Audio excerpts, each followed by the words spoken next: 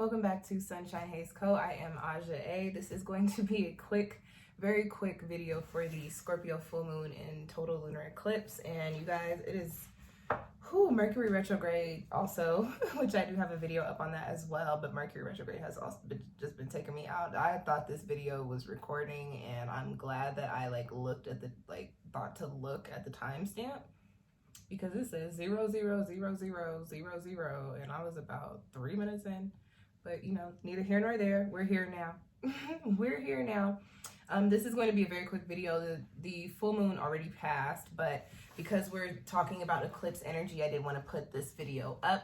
Eclipse energy tends to be a lot more intense than the full moon and the new moons, and also the eclipse energy will be lasting, or the effects of the eclipse, the change that we see with the eclipses tend to last for a time span of 6 months, around 6 months, okay?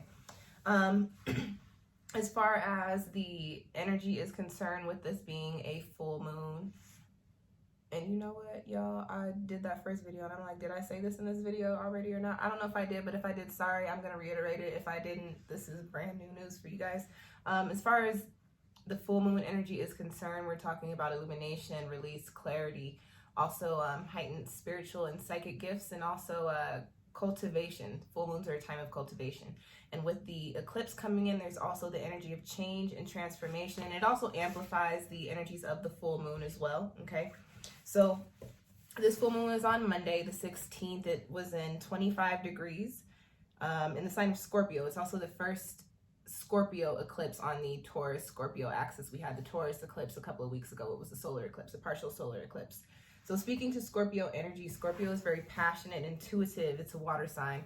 Self-reliant, mysterious, magnetic. Scorpio is a very dynamic sign. On the shadow side, Scorpio can be kind of obsessive, suspicious, manipulative, and deceptive, as water signs are known to be. But you know, y'all will never hear me say that unless I am talking about like explaining the signs, because I love me some water signs, as I am one.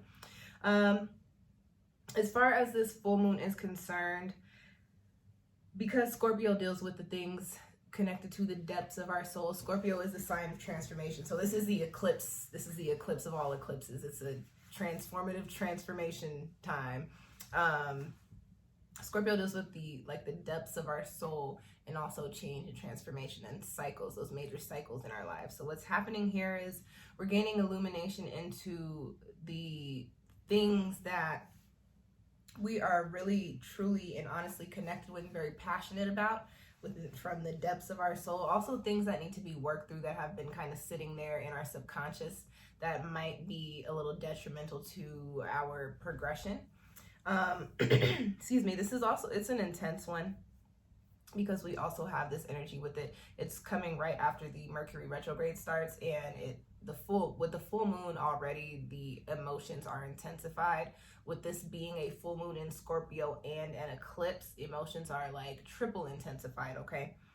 There are a couple of aspects that this moon is making. The main one that's really going to be giving us a run for our money is the square to Saturn. And now you guys know Saturn governs our structures in life. And so Saturn is also considered the karmic planet. So there's a lot of pressure here with this square to the moon. A lot of us might be feeling, you know, a little down in the dumps, feeling like we're not good enough, feeling like we're being restricted from the things that we need, or may not feel like we have the resources to do the things that we need to do. There are two other aspects that this moon makes, this eclipse makes. There are two trines, a trine to Neptune and a trine to Mars, and these are more positive. And so you've got two positive aspects to kind of cancel out, so to speak, this negative one.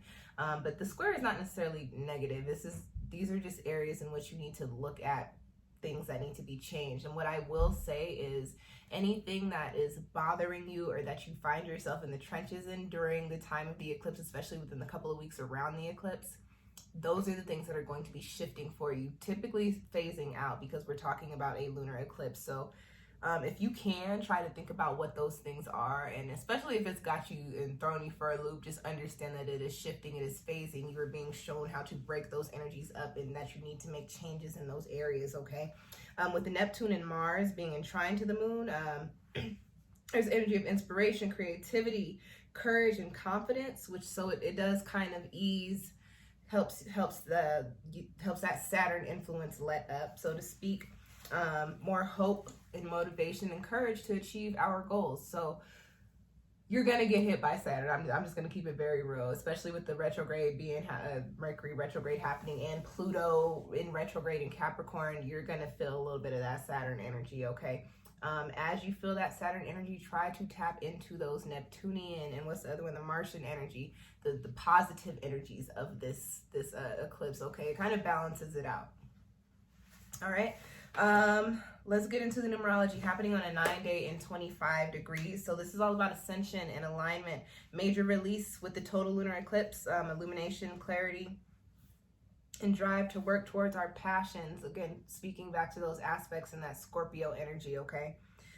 Rituals, full moon intentions. I start them with I release, I no longer, I can see clearly, I am changing. It's because we're dealing with an eclipse here. I write my full moon intentions out, I read them out loud, and then I burn them. Because this is a water moon, I would suggest doing some work with the water element. You can take a spiritual bath. You can go put yourself in the pool. I got in the pool. I got in the pool yesterday, and it was much needed, you guys, because the eclipse and retrograde have been taking me out. It was definitely much needed. You can do a spiritual bath if you live somewhere close to a body of water. So long as you were being safe, you go put your toes in the water, go sit by the water, meditate, do some yoga, whatever you feel like you need to do. Spirituality is all about what works for you, okay? I will say that because the full moon was a few days ago, almost like a week ago, the energy is not as intense. So you're going to want to look at what the moon is doing currently and also what sign it's in and incorporate that into your rituals. But you, again, just be intentional. You can still speak to your Scorpio full moon intentions, okay? I do not know stones off the top of my head because it is late, y'all. I'm tired. I got to go get another load out of the wash, put another one in the dryer, and it is not washing hours, but it's gonna snow here tomorrow.